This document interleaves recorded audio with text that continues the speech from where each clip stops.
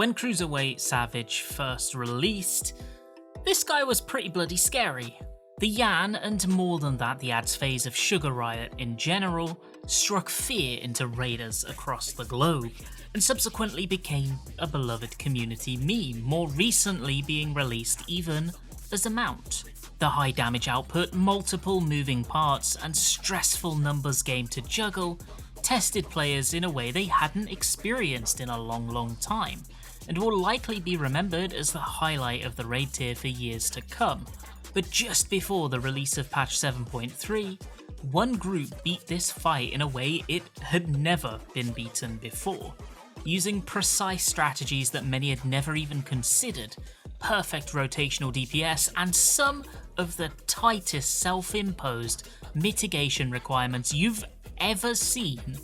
Team Huaimao managed to defeat Sugar Riot almost a minute faster than the next best group.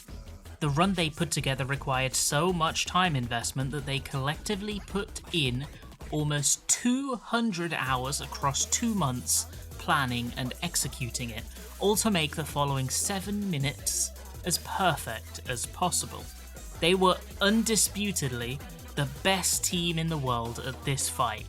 Here is how they broke it apart.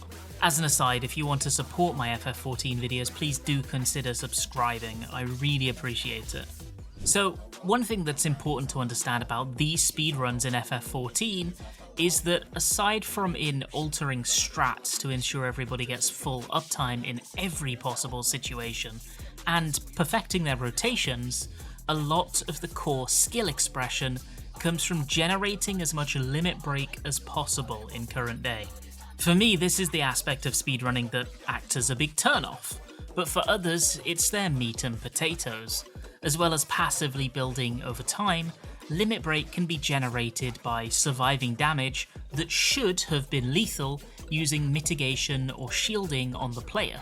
Things like feint and addle, the ones that go on the boss, those don't count, but players still have a lot of tools to play with to fulfill the requirements of surviving, but barely.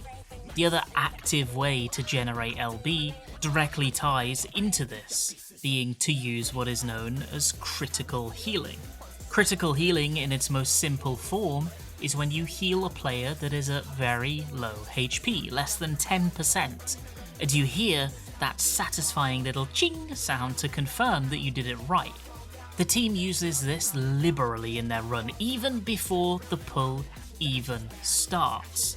This is pretty standard practice in speedruns, and revolves around the group swapping their gear right as the pull is about to begin into a set that will provide them astoundingly low max HP, and then they swap back to their main sets as the action begins. This leaves them with their standard max HP for the fight, but they open with very little in their current health bar. Pairing this with heavy shielding on the party and some AoE heals used right as that final swap happens back to standard gear, allows them to generate a bar and a half of limit break before the first raid wide even executes. In general, the more LB you can get, the higher your damage potential. With everybody left at half HP for the incoming first raid wide, they use critical healing afterwards to complete that second bar of limit break right away. Even if the healers lose a little bit of damage to achieve this, the overall gain of the LB is worth it. That's what speedruns are all about. Sometimes one player will sacrifice their damage because it improves the group's damage, and that's all that matters. The next interesting thing that the group does comes immediately after. This mechanic is the Tank Buster. It's a pretty simple close and far on the tanks, whilst the rest of the group generally wants to give either of them a wide berth. For this run, it's just another opportunity to farm limit break, so they stack up and take it together with heavy defensives. All of this early work into planning means that after the next mechanic, one that hurls players across the arena and has them quickly mobilize into pairs or light party stacks, they have a full LB3 ready to blast into Sugar Riot for damage. The next phase has the arena transform into a desert, and the party avoid cacti as they enlarge one by one. The intensity of the heat of the transformed stage applies persistent damage over time to everybody. And the team uses this to their advantage, keeping the raid at as low health as possible, and periodically popping shields or critical healing to keep their lives intact. Barely, at least. Doing this successfully allows them to generate another almost 2 bars of limit break already.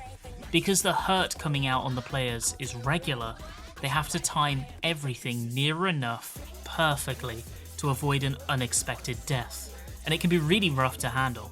One single mistake and they must go back to the beginning and execute that tight first cycle all over again. The next handful of mechanics are handled pretty much as normal, though the seesaws of health bars are dealt with in a riskier method than you'd usually expect. Right before the ads phase, there's another tank buster shared between the entire party, allowing another sneaky LB3 from the melee right before the gauge is drained entirely with the coming of the dreaded ads phase. In a normal M6S pull, groups will generally have either 1 or 2 LB bars in total by this point, but here the team has generated a total of 6 for 2 full melee LB3s. Thanks to this and their rotational optimization, Sugar Riot is at 44% HP going into the ads phase. This is around 10% lower than the standard Party Finder run, and still 5% lower than many runs from even stronger groups. But here is where they manage some truly insane tricks to gain time. The balance of the ad phase is difficult to manage. The only way to quickly clear is to kill the boss, right? Damage on the ads does not factor into this, aside from in avoiding a wipe state. So the ideal is to spend as little of their purse of DPS as possible on the ads, and put as much of it as they can into the boss. When it comes to AoE skills, they want to gain as much value from cleave as they can manage, and for single target OGCDs, those all in general want to go directly into Sugar Riot. This means that each player must have a very good understanding of not only which target to put their rotation into, but when they will gain maximum cleave and boss damage, and how their abilities will factor into their allies' DPS, and how those two interplay with one another. A really careful plan was necessary. The first phase, made of a cat, 2 moos and a Yan, are handled by careful aggro management, which results in one of the healers tanking the moos, something that they're going to do for the rest of the phase, pulling them away from the rest of the group so that the Yan, a much more dangerous threat with a much larger health bar, and the boss can be tanked together. The group ignores the moos, waiting for the second wave of Rays and more moos to spawn, and continues to plow away at the boss. When this happens, they pop the 2-minute burst, prime heavy tank mitigation and healer protection, followed after that by a super bolide, and tank everything together. The boss, the Yan, and all of the moos, and ensure that as they pump their heavy damage into everything, they are cleaving the Gimme Cat too, which has landed to cast an AoE. Using that, they defeat everything, all at once. This strategy slows down the death of the second feather ring, meaning that the dancer has changed their pathing to handle the puddles without costing the group. In fact, if you're familiar with this fight, it's worth just watching the pathing the dancer uses in general here, because there are some really impressive placements to keep the group safe so they can DPS. Later, as the last bulk of foes spawn, they do something that I didn't even know was possible before I first saw this run. So, the way the Gimme Cat works is it hops around the room madly, and every time it stops to use an AoE, it gains a stack. After it attains 4 stacks, it begins to enrage. However, if a player stands inside one of these AoEs, the ones that are really easy to dodge, in the process they will get a damage down and a health down for the period. But this has a side effect. The cat does not gain a stack for that AoE. This is exactly what they use to their advantage, having a healer soak one of the AoEs to delay its enrage until later in the phase. letting the rest of the party wait for their valuable 2 minutes and cleave to come back up off of cooldown to finish the cat off without peeling damage away from Sugar Riot herself. It's really smart, honestly, and turns what seems like a loss into a gain. Lastly, because each of these ray puddles gives a vulnerability debuff, it's usually a terrible idea to keep them alive for long. With this strategy, the ray survives practically until the end of the phase. Arena space dwindles, which the team handles, but there's a big raid wide coming in too that will spell their doom.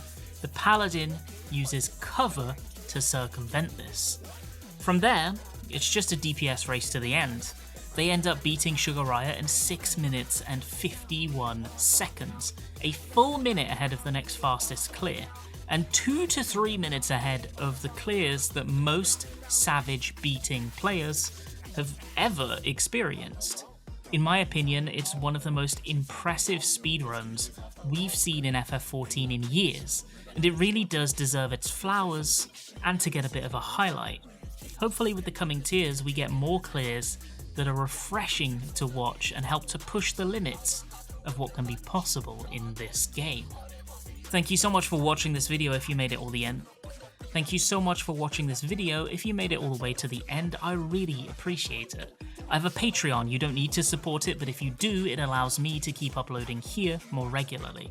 This video was available early to patrons, as well as pre-release excerpts and updates that go up there regularly.